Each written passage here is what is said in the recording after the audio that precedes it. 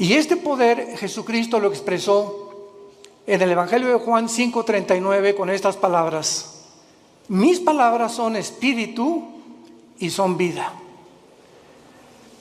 La razón por la cual ningún otro libro que puedas tú leer en la historia te pueda cambiar o transformar tu manera de ser es simplemente porque nadie puede comprender la constitución del ser humano más que Dios. Dios nos revela en la Biblia que somos un espíritu, tenemos un alma y vivimos dentro de un cuerpo. Y esto nadie lo ha podido investigar, porque para que sepamos quiénes somos, el Creador es el único que nos puede decir quiénes somos y de qué elementos estamos compuestos. Esto fue la gran equivocación del doctor vienés psicólogo Sigmund Freud, cuando él creyó que simplemente somos mente o alma y cuerpo, y que el problema del ser humano se encuentra en la mente. Y cuando comenzó a hipnotizar a sus pacientes de neurastenia, se dio cuenta que estaban cada vez más locos. Él mismo tuvo que recurrir finalmente a pastillas o a tranquilizantes de los ataques que tenía de histeria a las 2, 3 de la mañana. Cuando leemos a Mahatma Gandhi, simplemente fue un gran pacifista, evitó que los ingleses finalmente conquistaran la India a través del pacifismo. Cuando leemos a los filósofos, nos damos cuenta que alcanzaron un grado de intelectualidad superior a cualquier filósofo del siglo XXI. Pero vuelvo a repetir, y el énfasis en esta mañana, en esta tarde, va a ser el poder de la Biblia. ¿Por qué la Biblia tiene ese poder de cambiarte y de transformarte? Simplemente porque la Biblia dice que somos espíritu. Entonces, tú has alimentado toda tu vida tu mente. Y no hay ningún problema en que tú lo sigas haciendo.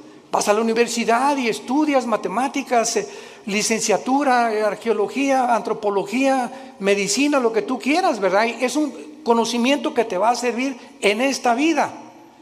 Pero encontramos la mayor parte de las personas, como el expresidente Echeverría, que acaba de morir anoche. Luis Echeverría dijo días antes de morir que él lamentablemente no había podido conocer un poco más de la dimensión espiritual. Y así encontramos artistas, políticos, cantantes, deportistas que han alcanzado el éxito, grandes médicos, grandes psicólogos, grandes cantantes, etcétera, etcétera. Pero llega un momento a los 50, 60, 70 años de edad que sigues igual, y que conquistaste el mundo y perdiste tu familia, o conquistaste el mundo y construiste, levantaste, y jamás tuviste una relación con tus hijos, ni pudiste dejarle una herencia a tus hijos espiritual. Pero cuando descubrimos que somos más que intelecto, más que conocimiento, que somos un espíritu, ese espíritu que tienes tú dentro y que tengo yo necesita alimento, necesita dirección, necesita algo que pueda hacerlo desarrollarse para que tú puedas tener una protección interna con las tentaciones que nos rodean en el mundo y con la fama, la publicidad, la sexualidad, el placer, etcétera, etcétera, que nos ataca continuamente. El espíritu dentro de tu vida, fortalecido a través de la lectura de la palabra de Dios, llegas al final irreprensible sin tener nada de qué avergonzarte. Veamos en primer lugar que la Biblia no solamente ha sido el primer libro en ser escrito, sino que no cabe duda que dentro de la historia de la literatura y de la filosofía existen millones de libros, billones de libros, de diferentes autores, diferentes temas, pero ningún libro jamás escrito se puede comparar con la Biblia. Este año cumplimos 46 años de ministerio. Yo comencé predicando en 1977 en la Sierra de Guerrero y Oaxaca. Era misionero, estuve 3 años con los indígenas. Ahí fue donde Dios comenzó a forjar mi carácter, porque la Biblia le pone énfasis al carácter más que a cualquier otra cosa. Si tú alcanzas el nivel que quieras y no tienes carácter, no puedes mantenerte en ese camino, porque no solamente es comenzar, sino lo que cuenta es cómo terminas. Hay muchos que comienzan bien, pero terminan mal, porque su carácter, su vida jamás la pudieron disciplinar por la cuestión espiritual. Nunca atendieron el área espiritual, que es la más importante. Veamos también nosotros que grandes hombres han hecho diferentes declaraciones acerca de la Biblia. Por ejemplo, Abraham Lincoln. Abraham Lincoln, cito sus palabras: creo, dijo, firmemente que la Biblia es el mejor don que Dios jamás haya dado a los hombres. Todo el bien que emana del Salvador del mundo se nos comunica a través de este libro incomparable. George Washington, el primer presidente de Estados Unidos, dijo: es imposible gobernar cualquier nación sin Dios y sin la Biblia. Emmanuel Kant, el gran filósofo francés, dijo: la existencia de la Biblia es el mejor beneficio y lo más grande que la raza humana jamás haya recibido de Dios. Y todo intento de desprestigiarla es un crimen contra toda la humanidad. Isaac Newton, el gran científico, ¿verdad? Que se le atribuye todas las leyes de la gravitación, dijo: existen más señales de autenticidad de la Biblia que en la historia profana de la humanidad. Y así tenemos a Blaise Pascal y a todos estos hombres científicos del siglo pasado y del siglo XIX que eran cristianos. Y llegamos al siglo XX, donde estamos en la luna y la tecnología, y se descubre en 1954 la hélice del ADN, del ácido desoxirribonucleico, y la computadora y el iPhone y toda la época cibernética en la que vemos, y endiosa al ser humano. Y nunca en la historia han habido tantos ateos como en el siglo pasado. Nunca en la historia. Los más grandes hombres, Isaac Newton, Blaise Pascal, Pasteur, el mismo Einstein, dijo: Dios no juega al universo con los dados. Pero vino algo que fue la falsamente llamada ciencia, o el conocimiento de la tecnología y de la ciencia, que el hombre simplemente se convierte en un necio, como hemos llegado al siglo XXI.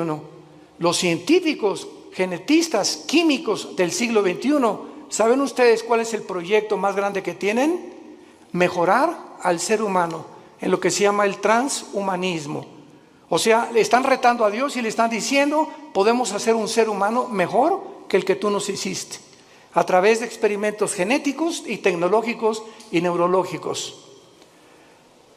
Además de todos estos comentarios, las evidencias de la Biblia son asombrosas. Cuando murió Carlos Sagan, el gran astrónomo ateo en el siglo pasado, ya a finales del siglo XX, Carlos Sagan dijo lo siguiente antes de morir, un mes antes de morir. Se lo dijo a uno de sus hijos: yo hubiera creído en Dios si hubiera más evidencias de su existencia. Hubiera querido que se me apareciera. ¿Y por qué no se nos dijo: yo vivo? ¿Por qué Dios no nos da más evidencias de que realmente hay un poder en el universo que nos pueda guiar? Y cuando él dijo estas palabras, yo recuerdo que en ese tiempo estaba estudiando el segundo doctorado en teología, y le dije a uno de los maestros, porque me gustaba mucho ir a la Facultad de Filosofía y Letras de la UNAM, me invitaron más de 7 veces, en el Politécnico también, a dar conferencias sobre la Biblia y la ciencia y el origen del universo. Le dije a uno de los maestros: ¿cómo es posible que Carlos Sagan haya dicho que le faltaron evidencias cuando la Biblia tiene evidencias científicas? ¿Cuál es la evidencia del mundo para que el ser humano atribuya la creación a los animales? Pues lo que postuló Carlos Darwin. Carlos Darwin hizo investigaciones en la isla de los Galápagos, enfrente al Ecuador, buscando una raíz o una relación con los animales. Él nunca dijo que veníamos de los animales, postuló, dijo probablemente en su libro, el libro de las especies, el origen de las especies, pero jamás él asegura ni confirma que veníamos de los animales. Y durante todo el siglo XX, todas las universidades, todavía hay escuelas, esto es impresionante, que sigan enseñando que nosotros tenemos el origen en Chita y en los animales. Cuando se descubre la genética del ADN en 1954, se derriba completamente la teoría de la evolución. Porque es imposible, señores científicos que nos escuchan y maestros de las universidades que nos visitan o que nos ven a través de la televisión, es imposible que una ADN de un toro sea igual al de un caballo. Y es imposible la mutación de una especie a otra especie.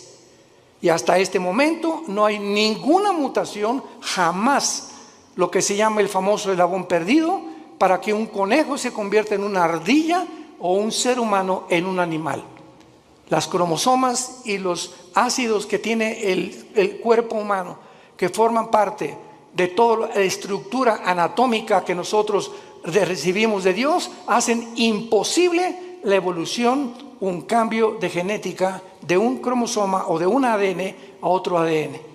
La física dice que realmente la ley de la entropía, que todo va de mal en peor, que todo, la segunda ley de las teorías físicas, que es lo que establecen, que todo se está echando a perder, que todo se descompone, que todo tiene un proceso de deterioro, y la evolución dice que vamos de menos a más. ¿Y la biología qué nos dice? ¿Quién es una mujer? ¿Qué contestarías si te preguntaran quién es una mujer? ¿Qué es lo que hace a una mujer diferente de un hombre? Simplemente la mujer tiene 2 cromosomas XX. Eso es lo que hace mujer. Si tú tienes cromosomas 2XX, eres mujer, eres del sexo y del género femenino. ¿Quién es un hombre? Una persona que tiene cromosomas XY. Y la Y no la tienen las mujeres. Y si tienes el cromosoma Y y tu mente te dice que no eres lo que la biología y la genética establece, ya no la Biblia, tu problema es mental, no es físico. ¿Se dan cuenta al punto a donde hemos llegado de estupidez mental?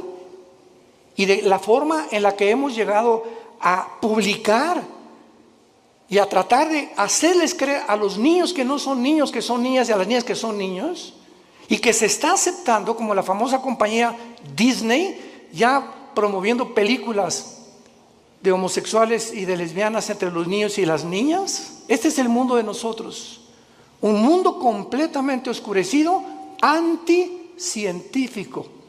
Jamás se había atacado la ciencia en la forma en la que se ha atacado actualmente.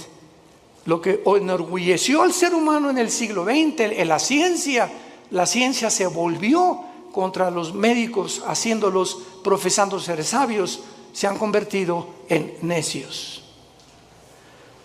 Veamos en la segunda carta que el apóstol Pedro escribió hace 2000 años. Los que traigan su Biblia la pueden abrir en la segunda carta de Pedro, capítulo 1, versículos 19 y 21, y veamos algunas evidencias de la Biblia en cuanto a su enseñanza y al propósito de Dios para habernosla dejado. Comienzo diciendo que si Dios existe, vamos a hacer una línea de lógica elemental. Si Dios existe, no nos dejó al azar, ni al accidente. Tuvo que haberse de alguna forma comunicado con nosotros, porque si Dios existe, su más grande anhelo es que sus criaturas le conozcan, le sirvan y le adoren.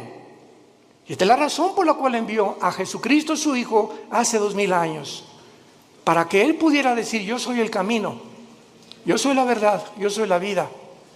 El que quiera conocer la voluntad de mi Padre conocerá si la doctrina es mía o si yo hablo por mi propia cuenta. El que habla por su propia cuenta, su propia gloria busca. Yo he venido a buscar la gloria y hacer la obra de mi Padre que me envió. Mis palabras son espíritu y son vida. Yo soy el pan que descendió del cielo, yo soy el camino, la verdad y la vida. Estas palabras de Jesús en Juan 14:6 son las que cambiaron mi vida hace 48 años. Cuando yo me enfrenté a Jesucristo en la Biblia, yo venía del Partido Comunista porque me convertí en un ateo decepcionado de la religión popular en México. Quería ser cura a los 13 años de edad, Me decepcioné tan grandemente de la religión que me convertí al ateísmo, me fui al otro extremo, porque yo creí que ellos representaban realmente a un Dios que no es el Dios de la Biblia. Y cuando comienzo a leer la Biblia, que me prohibieron leerla, los mismos dirigentes católicos que yo tenía, y leo que Jesucristo dijo, yo soy el camino, yo me acordé de Buda. Buda antes de morir dijo, no soy la verdad, busquen la verdad, le dijo a los discípulos. Mahatma Gandhi dijo, es que Jesucristo fue un gran maestro de moral, pero yo no puedo guiarles al camino, yo solo sé que no debemos estar a favor de la violencia. Cuando leí a Mahoma en el Corán, en los sutras, los versículos del Corán, Mahoma recibe la revelación del Corán a través de un ángel cuando él padecía ataques epilépticos. Y comienza a leer el Corán y ve lo que dice: asesinemos a los judíos y a los infieles, matemos a todos los que no acepten el Islam. O sea, una religión que impone a través de la violencia, igual que el comunismo impone a través de la fuerza y la violencia, la ideología que quieren que nosotros la aceptemos. Y cuando me encuentro con Jesús que dice yo soy el camino, no un camino, yo soy el camino. Yo soy, si tú no caminas conmigo, Jesús te está diciendo, estás en un camino que conduce a la muerte. Porque hay caminos que parecen derechos, pero su fin es camino de muerte. Cuando Jesús dice yo soy el camino, yo soy la verdad, me pasé años en el comunismo y en la filosofía buscando qué era la verdad. Nunca un maestro me dijo qué era la verdad. Y reta a tus maestros en la universidad de filosofía y pregúntales, ¿me puede usted definir qué es la verdad? ¿Por qué? Porque no creen en las verdades absolutas. La verdad que existe actualmente en el mundo científico y en el mundo universitario es, si tú crees eso, síguelo creyendo, no me hagas creer lo que yo creo. Si tú crees que ser homosexual es bueno y tú no, pues no seas homosexual. Si tú quieres ser ateo, o sea, cada quien tiene su verdad. Cada quien piensa filosóficamente en la verdad, en la forma en la que tú quieras pensar. Entonces, esto se llama relativismo, donde no hay una verdad absoluta. Cada quien piense y cada quien tiene su propia verdad. Si tú crees que abortar es malo, ¿verdad? Pues entonces no abortes. Si tú crees que abortar es bueno, o sea, no hay una regla, no hay un parámetro para establecer códigos de conducta y de ética en el mundo más que en la Biblia. Y cuando Jesús dice yo soy el camino, la verdad y la vida, ahí te caes derrumbado totalmente. Él dice que Él es la razón por la cual tú existes, que esta es la razón por la cual tú naciste, que Él es la razón por la cual tú tienes que vivir la corta vida que nos queda, y que si tú no caminas con Él y no crees la verdad que Él trajo al mundo y no entiendes que Él realmente puede transformar tu vida no se pudo comparar con la de una vaca, con la de un perro o con la de un ratón. Los animales se levantan, pastan, comen y se acuestan, se duermen, comen, pastan y se acuestan. Millones de seres humanos viven bajo la misma rutina. Te levantas, trabajas, comes, el propósito es hacer dinero, buscar los mejores negocios, alcanzar la cima, tener negocios o una carrera que me pueda realmente redituar o que realmente sea rentable lo que yo voy a hacer en la vida. Y si no es el dinero y no es el éxito y no es la fama, casi nadie la sigue. Y otros, como no pueden, lo hacen a través de la violencia, del robo, el secuestro, la drogadicción, a través de todo ese tráfico humano, etcétera, etcétera. Como ahora acaban de encontrar, ¿verdad? Que este señor Epstein, que tenía amigos con todos los gobernadores casi de Estados Unidos, y formaron un núcleo de tráfico humano de niños de 10 y 12 años que los violaban y los vendían en Europa, en Francia y en América. Estamos hablando de hombres multimillonarios, asistentes y amigos y compadres de los presidentes de la mayor parte de las naciones.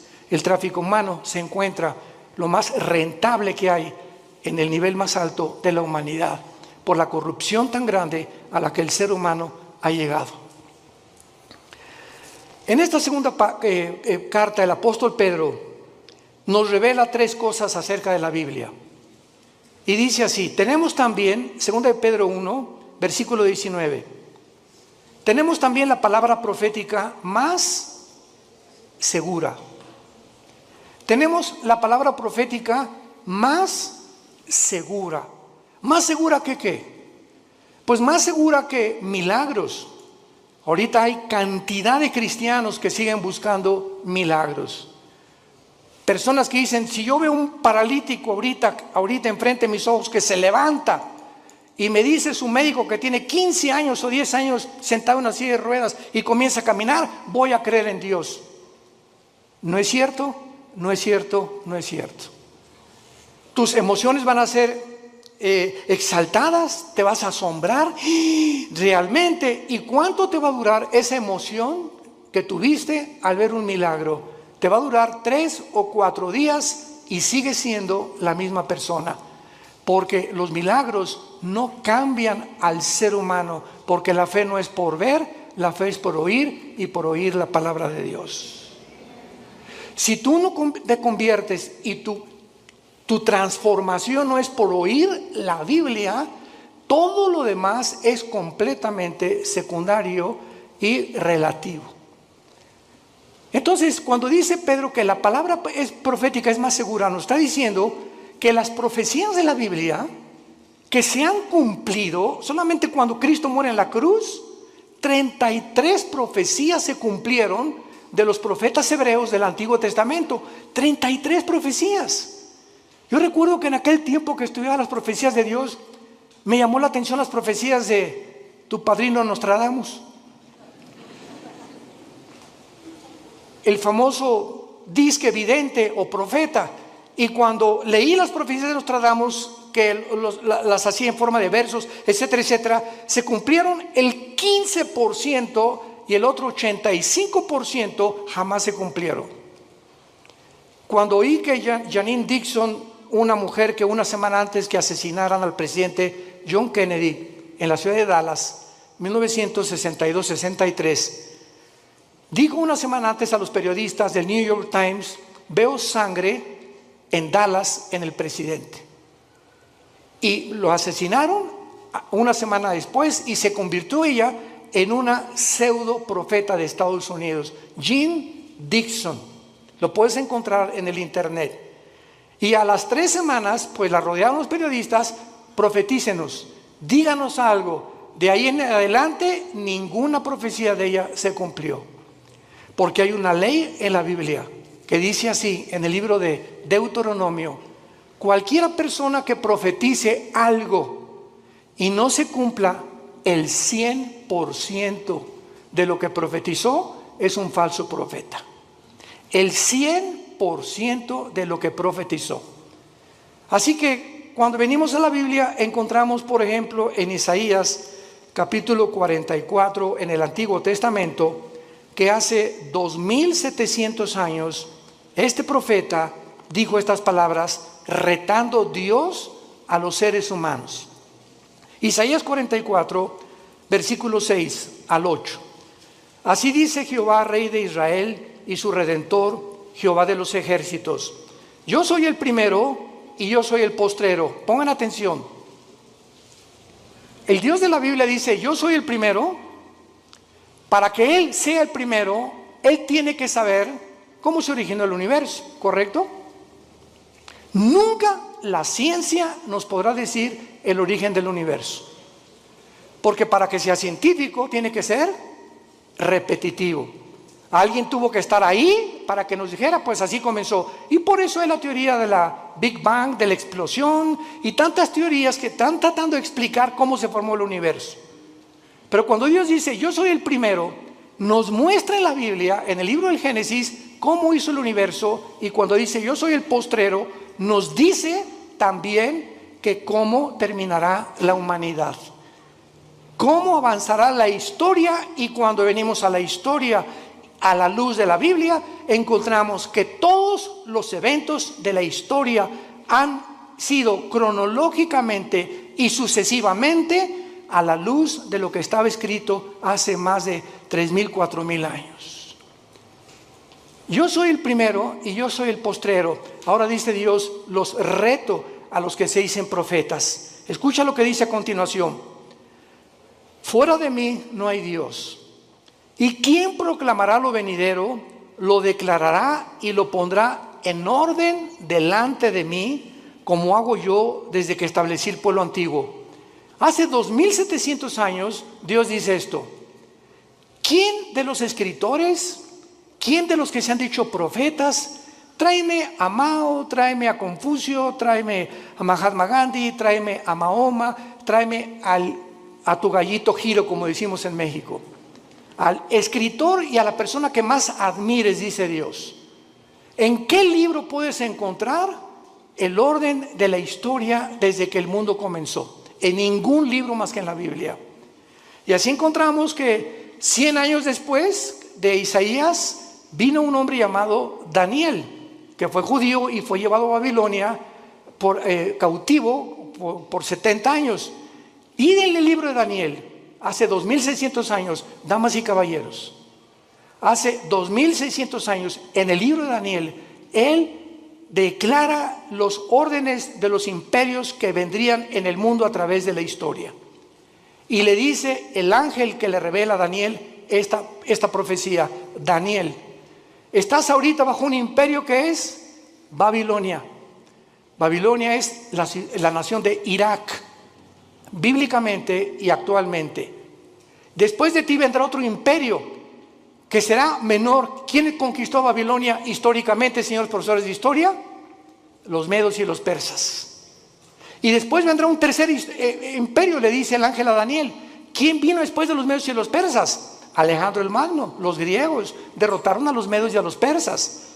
Y vendrá un cuarto imperio que aplastará a casi todo el mundo entero. ¿Quiénes fueron los que siguieron después de Grecia? El imperio romano.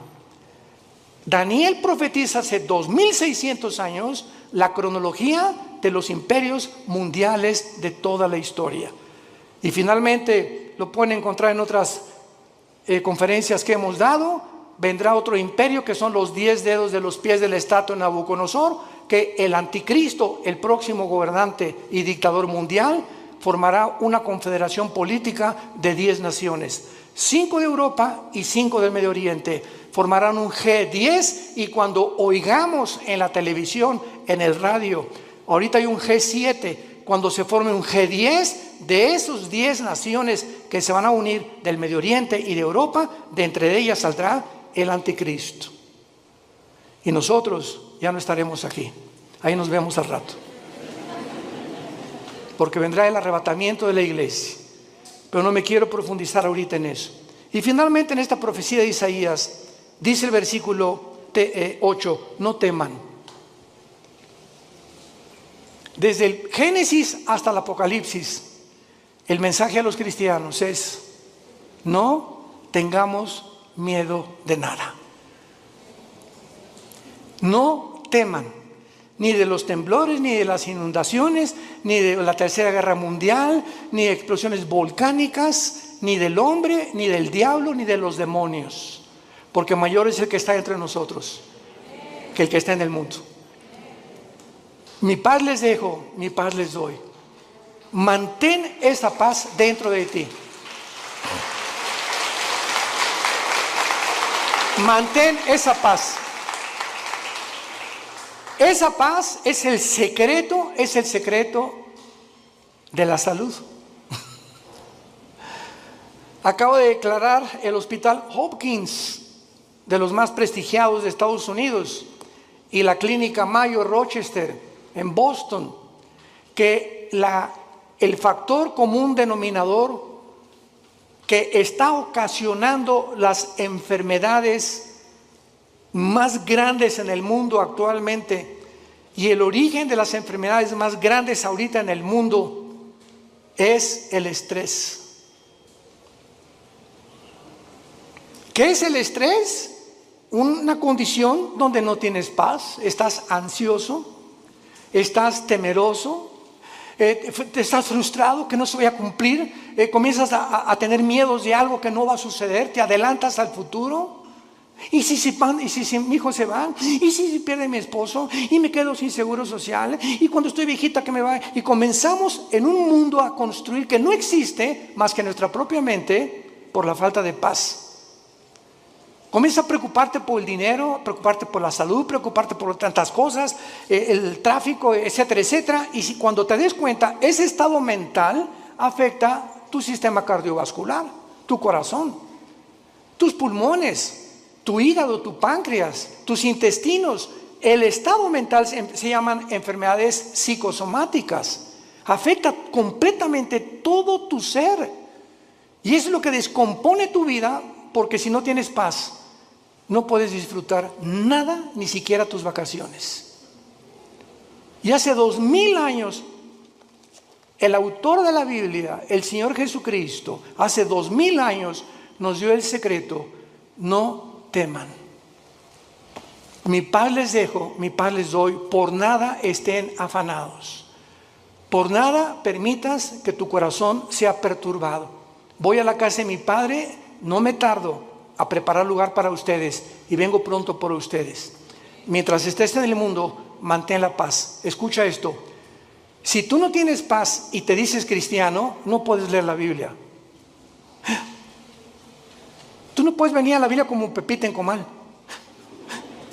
Ay, Señor, ay, mi hija, Señor, le voy a hablar al pastor, porque tú no puedes venir en un estado de estrés y de ansiedad a leer la Biblia, porque el Espíritu Santo es espíritu de paz. Y Él no puede comunicarse contigo y no vas a entender la Biblia, porque para venir a la Biblia tienes que venir descansado, orar antes, echar toda nuestra ansiedad sobre Él, porque Él tiene cuidado de nosotros. Y cuando ya descansamos, Señor, yo no sé dónde está mi hija, yo no sé qué va a pasar, etcétera, pero yo sé que soy tu hija, yo soy tu hijo, tú eres mi papá, tú eres mi papi. Tú cuidas de mí, no me vas a dejar, diste tu vida en una cruz por mí. ¿Cómo puedo llegar a esa incredulidad y falta de confianza en tus promesas estoy en este estado? Es pecado vivir en ese estado y llamarse cristiano al mismo tiempo. Es pecado, porque sin fe es imposible agradar a Dios. Y esta es la razón por la cual el mundo se encuentra como se encuentra. Y el mensaje desde hace 2000, 3000, 4000 años es: no tengan miedo. No temas nada. Acuéstate hoy en la mañana, hoy en la noche, y recuerda a un pollito que se mete bajo de las alas de la gallina, y el pollito llega, y allá anda por ahí el lobo y todo, pero mientras está bajo las alas de la gallina, pío, pío, pío, ni preocupado está el pollito. Y así hoy en la noche dile: Señor, aquí está tu pollita. Aquí está tu pollito, Señor. Me acuesto porque tú tienes cuidado de mí.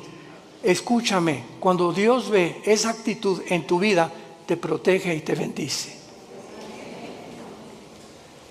No hay otra manera de agradar a Dios más que creyendo que realmente es nuestro Padre y nos cuida y nos protege, porque nos amó en una cruz.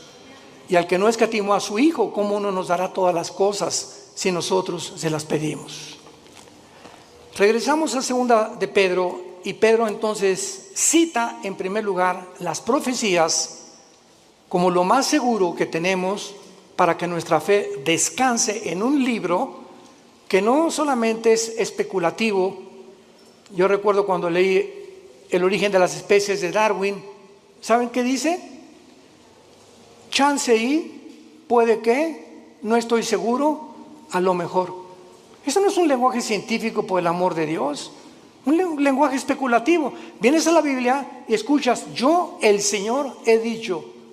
Y todo lo que menciona la Biblia es afirmativo, porque no hay absolutamente ninguna contradicción en la palabra de Dios, porque fue inspirada por Dios.